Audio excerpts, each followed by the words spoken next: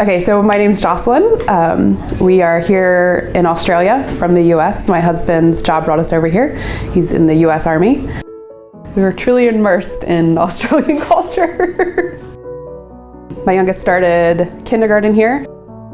Loved kindergarten. We had great teachers and it was wonderful, but he just wasn't learning at the same rate as the other kids. So the other kids started reading and recognizing letters and sounds and the correlation between the two. He just wasn't getting that. He just wanted to play.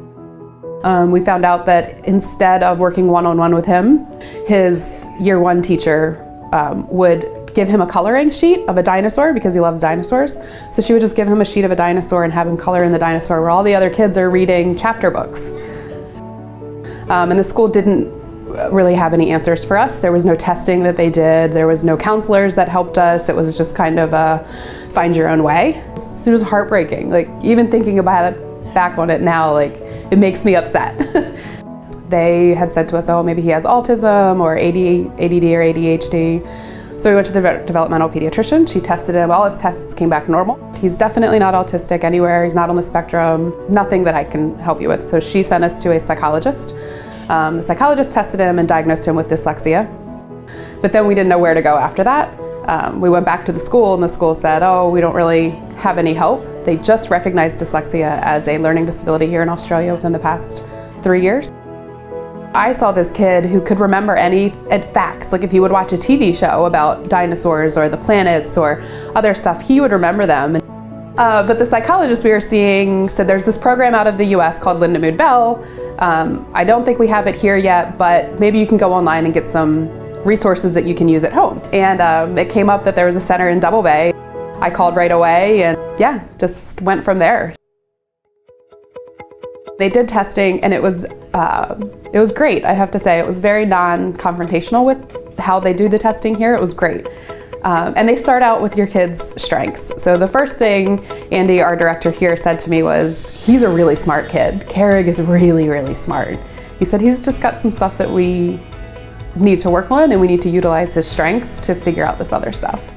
And for the first time, I felt like we were gonna teach Carrig to read. Like there was gonna be light at the end of the tunnel.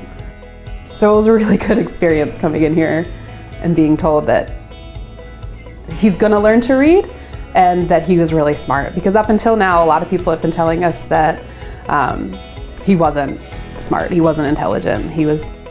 We started at a 4-month intensive period to bring him up to a kindergarten level, basically, where he could recognize all the letters and see the sounds that go along with them. It took us a while and he was very resistant at first because he hated school. He hated anything to do with learning. So we went through a phase where he kind of threw a lot of temper tantrums and didn't want to learn, didn't want to be here. So we created like a roadmap, like a race. And then for every so many sight words he recognized or air rating, he would get points. And then at the end of it, he got to, I forget what our first prize was, but he got to go somewhere special, like go to Taronga Zoo and see the kangaroos. By the end of the intensive period, he was reading small books by himself. I think like the biggest moment for me was when he came into my room with a Dr. Seuss book and read me Green Eggs and Ham. Like, he read the first 5 pages all on his own without any help. It's such a good feeling, like for your kid to finally see what you see and to make that progress. And yeah, it was really good. I've had a bunch of parents whose kids have asked what Carrig's doing. And I just say that they take the imagery and how that connects with memorizing and being able to tell a story. And his weakness is in the symbol imagery, so it's hard for him to maintain for sounds. I love living in Australia, but with everything we went through that first year, I don't know if I would still be living here if we hadn't found Lindamood-Bell.